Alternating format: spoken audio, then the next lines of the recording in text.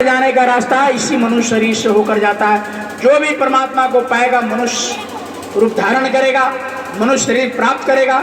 अब मनुष्य शरीर प्राप्त करने के बाद में वो गुरु को सानिध्य प्राप्त कर लेगा, तब जाकर के कहा कि साध सतगुरु की दया और साध की संगत उलटी चलो आसमानी सूरत तू कौन कहां से आई। ये आत्मा कहती है कि गुरु की दया हो जाएगा, साध का संगत मिल जाएगा, तब इसी मनुष्य शरीर से होकर के वो दरवाजा जाता है। अब वो दरवाजा है कहाँ? तो ये मतायमान बिंदिया साधती है, टिकली साधती है।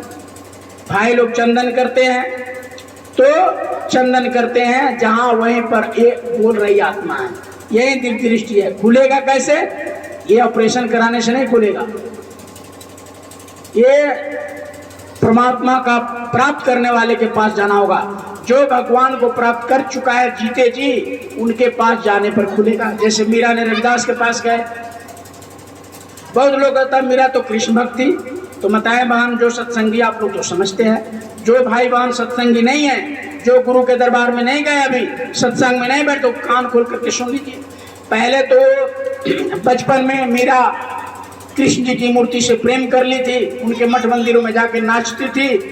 वही कृष्ण भगवान ने एक दिन स्वप्न में बता दिया कि देखो मेरे पास कुछ नहीं है, आप चले जाओ कोई गुरु की खोज करो। तब जाकर के गुरु की खोज की और रविदास चमार का उन्होंने शरण लिया। उस समय के संत रविदास जी थे, उन्होंने दीक्षा दे दिया, नाम दे दिया। वही नाम जो रामायण में लिखा कि कलयुग केवल नाम आधारा, सुमर सुमिर उतरी पारा, उसी नाम को ये दे दिए रविदास जी ने मीराबाई को। आज जब मीराबाई को प्राप्त हुआ नाम, तो उन्होंने कही पाई जी मैंने नाम रतन धन पायो, नाम रतन धन पायो, वस्तु अमोलक दिए मेरे सतगुरु कृपा कियो अपनायो, पायो जी मैंने नाम रतन धन पायो। उन्होंने कहा कि कृष्ण रतन धन पायो नहीं, राम रतन धन पायो नहीं, नाम रतन धन पायो। कौन दिया? तो वस्तु अमोलक, अमोलक जिसका कोई मोल नहीं है, ये मेरे सतगुरु आप कृपा क्यों अपने। वही बात सबरी कहती है। जब सबरी के पास भगवान राम पहुंचे, रामायण में पढ़ लीजिएगा, कहते हैं सबरी कि भगवान इतना इंतजार के बाद आप आए। बैर खिलाती है, मीठा मीठा, जो खट्टा लगता है दांत से पहले परख लेती है, चख लेती है, और खट्टा लगता फेंक देती है। इतना प्रेम है। हम लोग तो इतना लबराई करते हैं, झूठ करते हैं, ढकोसला करते हैं, छल करते हैं, प्रपंच करते हैं कि कुछ बना के भगवान पर नमकीन हो तब चाहे ज्यादा चीनी होगा, अपना शुगर हो जाए तो फीके बनाइएगा चाय थे। अब भगवान के कौन हो गए तो वो टेस्ट करके कौन खिलाती है? सबरी कि भाई हमारे भगवान को तीखा ना लग जाए। हम लोग मार्चा ठेल करके पूरी सब्जी बना ले, भगवान पर चढ़ा दिए। उनका तीत लागो तब, चाहे फीका लागो तब, कोई मतलब। लेकिन सबरी को वही बात होता है कृष्ण भगवान के साथ जब जाते हैं यहाँ विदुर के घर में, तो कृष्ण भगवान पहुंचते। आपको जानने पर आश्चर्य होगा प्रेमियों, यही कृष्ण जी आज जन्म जिनका दिन है, उसी कृष्ण भगवान ने शांति दूत पर के जब हस्तिनापुर पहुंचे, तो जैसे हस्तिनापुर गए तो दुर्योधन ने उनके प्रस्ताव को ठुकरा दिया। कहा कि नहीं नहीं, मैं पांचों पांडव को सुई का नोक नहीं दूंगा। शांति दूत बन करके गए थे प्रस्ताव लेकर के कि तुम 5 गांव दे दो, आधा का हकदार है तुम्हारा भाई पांचों पांडव, लेकिन तुम 5 मात्र गांव दे दो कि उसी गांव में अपना बेचारा गुजर बसर कर लेगा रह करके। कहा कि ये ग्वाला सुई के नोक नहीं देंगे।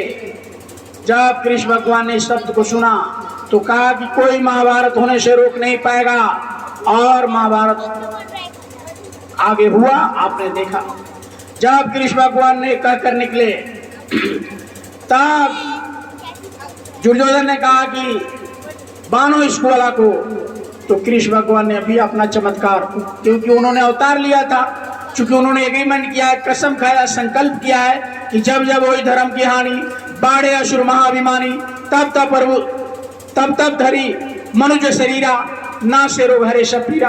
कहते हैं भगवान की जब जब धरती पर अधर्म का बोलबाला बढ़ेगा, अधर्म की स्थापना करने के लिए मैं मनुष्य रूप धारण करके आऊंगा। तो वही मनुष्य रूप धारण करके आज ही के दिन अष्टमी को प्रकट हुए थे मथुरा में, जेल में पैदा हुए। चूंकि कंस इतना अत्याचारी था कि उसको पता चल गया था कि मुझे मारने वाला तो देवकी के पुत्र 8वां होगा।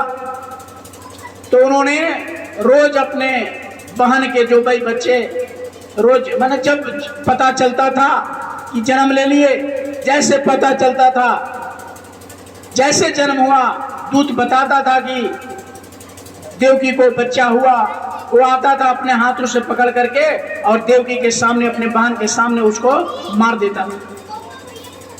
तो उसको पता हो चुका था, भविष्यवाणी हो गया था कि तुमको मारने वाला 8वां पुत्र होगा। इसलिए रोज कह रहे, जब पैदा हो बच्चा तब उसको 7 को तो 6ठा को तो मार दिया,